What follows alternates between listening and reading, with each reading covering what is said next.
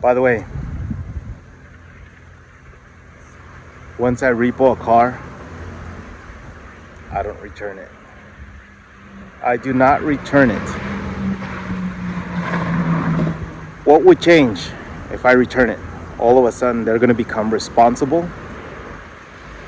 I don't think so. I've been around the block. They never do. It's just more heartache. It's a complete pain in the butt. So, I'm gonna get her ready. I'm gonna clean her up. And I'm gonna get her ready for a client that hopefully wants to change their life